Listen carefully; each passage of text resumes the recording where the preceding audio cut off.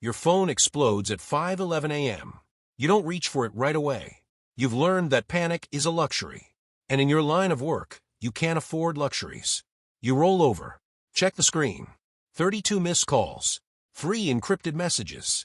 1 news alert already spreading across every platform. Mass grave discovered outside border town.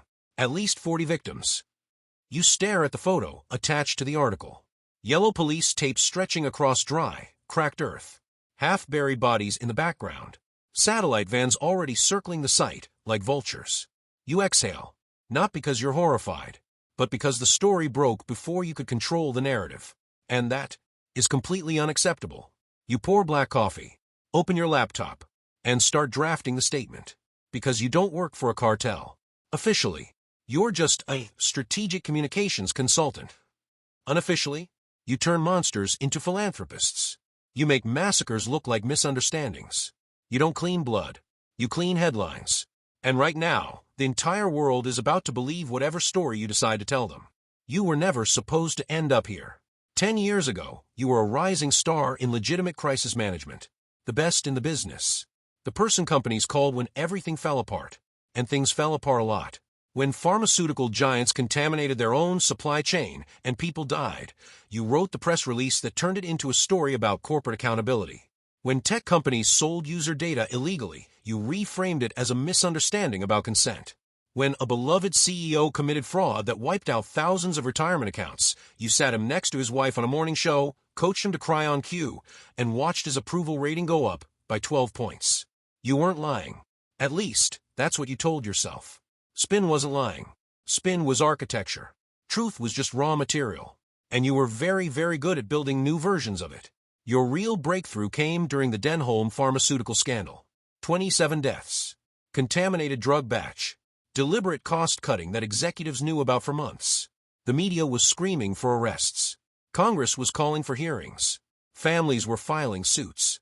By the time your media tour was over, the company was being praised for its unprecedented transparency and commitment to reform. The stock price doubled. The CEO got a bonus.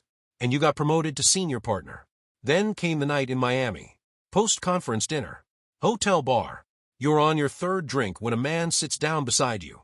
Expensive suit. No small talk. No introduction. Just a single question. How much do you charge to control a narrative? You give him your standard consulting rate, already 3 times what most people charge. He laughs. Then he slides a cocktail napkin across the bar. A number written in pen. 5 times your rate. You look at the number. Then at him. Who exactly am I representing?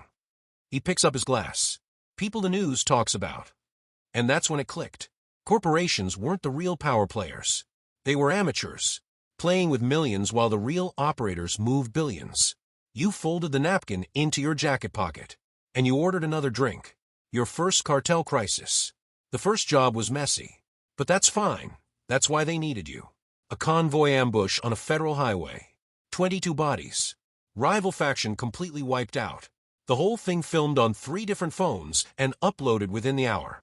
Your new client called before sunrise. Media problem. Understatement of the decade. Every major news network was calling it a massacre. State officials demanded federal investigations. Hashtags exploded. International outlets picked up the story. Your job wasn't to deny it happened. Denial is amateur hour. Your job was to redirect the entire conversation. So you executed the protocol. Clean. Methodical. Surgical. Step 1. Create confusion. You leaked to 3 separate anonymous sources, different outlets, different angles, that the victims were armed criminals involved in an ongoing territorial dispute. No single outlet can confirm it. But now it's being reported. Step 2. Change the language. Not a massacre. Not an execution. A violent confrontation between rival criminal organizations. You make that phrase appear in every briefing, every official statement, every background interview, until journalists start using it automatically. Step 3. Introduce doubt. Maybe the casualty numbers are exaggerated. Maybe local authorities rushed the investigation for political reasons. Maybe, and this is your favorite, maybe this is being weaponized by opposition politicians ahead of elections. Within 72 hours of the attack, nobody was discussing the victims anymore. They were debating the facts. And when people argue about facts, the story dies. Your client called again. You're impressive." Then he said something that felt less like a compliment and more like a contract. "You work for us now. Your real skill isn't lying. Anyone can lie. That's not what made you valuable. What made you valuable was understanding the psychology of attention.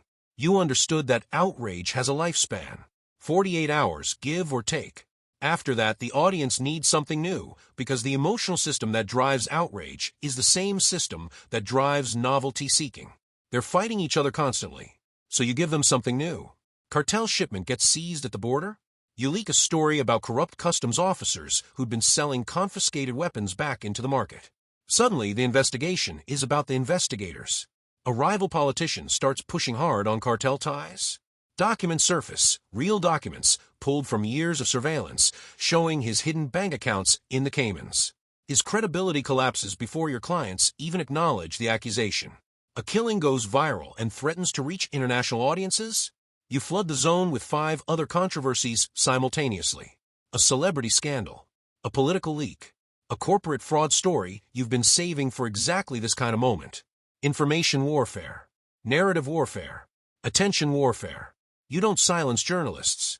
You bury them under 10 competing headlines, under endless speculation, under the one thing the modern media ecosystem cannot survive without. Give people certainty, even false certainty, and they stop digging. Create chaos, and the truth drowns in the noise. The day the internet refused to forget. You managed catastrophes for 6 years. Mass graves, assassinations, kidnappings reframed as voluntary relocations. Corruption scandals turned into anti-government propaganda campaigns. You were untouchable. You were the ghost. Then came the video. 3 minutes and 42 seconds. Filmed by a commercial drone that happened to be mapping agricultural land nearby. A convoy of 9 vehicles rolling into a small farming village at dusk. Gunfire, buildings burning, people running, and then stillness. No ambiguity, no blurred footage, no way to claim the footage was manipulated. And this time, 53 million people saw it within the first 6 hours. You deployed every tactic in your arsenal. Anonymous counter-narratives. Claims the footage was AI-generated. Alternate timeline documents. Conflicting eyewitness accounts. Even a strategically timed story about a different cartel that you sacrificed to give investigators something to chase. But the internet wasn't confused this time. It was unified. Governments in 4 countries called for joint investigations. Tech companies, under massive public pressure, started flagging and removing coordinated inauthentic campaigns. Investigative journalists who had been building files for years started connecting dots publicly. And then one journalist published an article. It was 3 paragraphs long. Sources indicate an anonymous PR strategist with ties to corporate crisis management has been managing media narratives on behalf of cartel leadership for at least 5 years. You read those 3 paragraphs and felt something you hadn't felt in years. Fear. Because you understood, better than anyone, exactly what those 3 paragraphs meant. The narrative had shifted. And this time you were the story. The ghost becomes visible. Your clients began to panic. Cartel bosses don't handle uncertainty well. The call came at 2 a.m. No pleasantries. You fix this. You tried explaining it. Some fires are too big to contain. The footage is verified. The investigations are real. Governments are coordinating across borders. This isn't a news cycle you can exhaust. This is a reckoning. But cartels don't accept the word impossible. They just decide someone else caused the failure. And now that someone was you, the leaked emails came first. Then the encrypted chat logs. Then the payment records, 6 years of 6-figure transactions flowing through shell companies in 3 countries. Every crisis you had managed became evidence. Every carefully worded statement became Exhibit A. Every journalist you had buried was now being interviewed about you. And the worst part, you could see exactly how they were framing it, because you would have framed it the exact same way. News networks dug up old footage of you. Conference talks, media interviews, morning show appearances where you had spoken calmly about narrative responsibility and ethical communication strategy. The hypocrisy spread faster than anything you'd ever tried to contain, and the headline wrote itself. PR strategist who orchestrated cartel propaganda campaigns arrested, federal charges filed in 3 jurisdictions. Now you sit in a room with no windows, no laptop, no phone, no narrative control. Just a concrete floor and a metal table and the sound of your own thoughts. For the first time in your entire career, You don't get to write the story. Someone else does. Prosecutors, journalists, historians. And the strangest part? You understand exactly how they're framing it, because you would have written it the same way. You built your entire career on a single belief, that narratives are more powerful than truth. And for 6 years you were right, until the day the truth became more interesting than your narrative.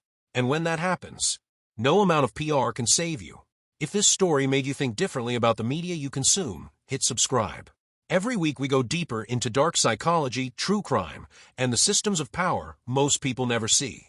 Drop in the comments, what's the biggest real-world example of narrative warfare you've ever witnessed? And if you want to understand how propaganda actually works, watch this next.